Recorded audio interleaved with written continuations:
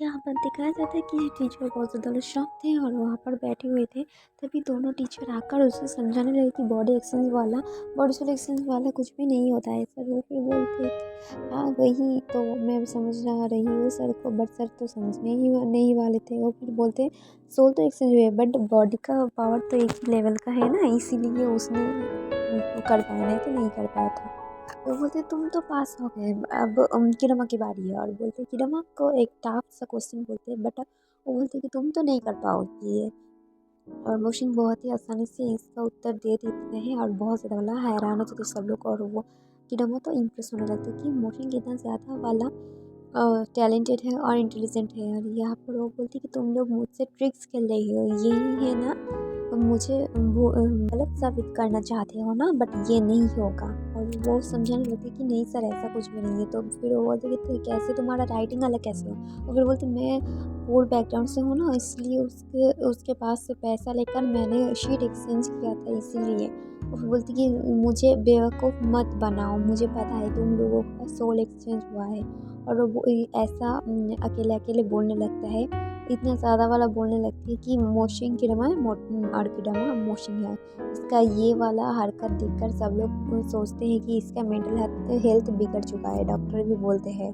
तो इसलिए doctor sir को उठाकर वहाँ से लेने लगे। और यहाँ पर सर बहुत ज़्यादा वाला बोलने लगे कि मेरा कोई भी मेंटल हेल्थ इशू नहीं है, मैं ठीक हूँ, ये लोगों का बॉडी सोल एक्सचेंज हुआ है। चिल्लाने लगी। बट वो जब भी बाहर भी ले गया तब वो बाहर से भी चिल्लाने लगी कि मुझे पता है और मेरे पास सारी प्रूफ थी, बट ये लोग मेरा विश्वास नहीं कर रहे हैं। बट मुझे पता है कि तुम लोगों का बॉडी सोल एक्सचेंज हुआ है। नेक्स्ट में दिखाया जाता है कि टीचर आए थे किरमा के घर सॉरी बोलने के लिए मिस्टर गू सर के तरफ से। वो बोलते कि उसने ठीक नहीं किया, मुझे पता है, बट क्या ही कर सकते हो। फिर उन लोगों को तो कुछ समझ में नहीं आता। फिर पेरेंट्स पूछते हैं कि उसका क्या सीन है स्कूल में। वो फिर बोलते हैं हाँ वो बहुत ही ज़्यादा वाला इम्प्रूव कर रही है पढ़ाई में। और यहाँ पर मोशिन के घर पे भी उसका स्कूल टीचर आती हैं और वो बोलती कि मोशिन के, वो भी सॉरी बोलते हैं। और वो बोलते हैं कि मोशिन बहुत ही ज़्यादा वाला अब मार्क्स कम लाते हैं और पढ़ाई पर भी ध्यान नहीं देते, तो तुम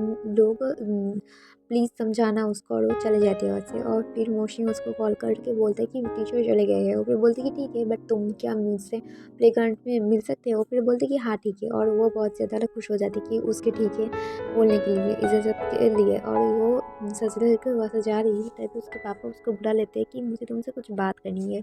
तो वो जब बात करने वाली थी तभी आंट लीन आते हैं और यहाँ पर उसको बोलने लगते हैं कि तुम्हारे स्कूल टीचर क्यों आई थी, तुम क्या कोई सीन करते हुए पकड़ी गई थी या फिर कुछ और है, तुम्हें नहीं पता है क्या, वो तो रिच लड़का है और तुम इतना खूबसूरत भी नहीं हो कि तुम्हारे पीछे वो पागल हो गए, तो टाइम पास ही कर रही थी। और यहाँ पर नेबर्स भी इस बात में इंटरेस्ट लेने लगी और वो फिर और बहुत ज़्यादा वाला बुरा बात बनने लगी कि वो, मुझे पता है कि रिच लड़का, मैंने सुना है कि रिच लड़के लोग बहुत ही ज़्यादा वाला रोमांटिक होते हैं, तो फिर उसने तुम्हारे साथ कुछ गलत तो नहीं किया है ना। वो फिर ये सब बातें सुनकर बहुत ज़्यादा वाला शॉक हो जाते हैं और बहुत ही ज़्यादा वाला रोते रोते वहाँ से चले जाती है।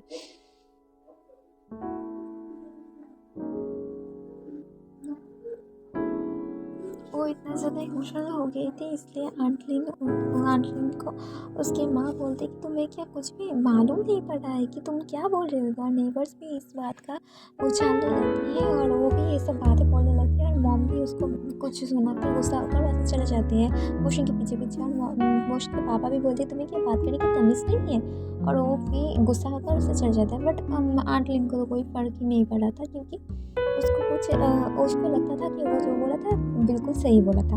और यहाँ पर मुश्किल को दिखाया जाता है जो कि रो रही थी और तभी उसके मॉम डैड आकर बोलते कि तुम्हें किरमा से दूर रहना चाहिए क्योंकि उसकी वजह से तुम्हें पढ़ाई में बहुत ज़्यादा वाला बुरा हालत है। और तुम्हें तो पता है हम लोग बोर है, तुम अगर पढ़ाई में इंटरेस्ट नहीं लोगे, फ्यूचर ब्राइट नहीं करोगे, तो फिर हम लोग कैसे पुअर बैकग्राउंड से उठेंगे और तुम भी ऐसी ही सिचुएशन फेस करती रहोगी।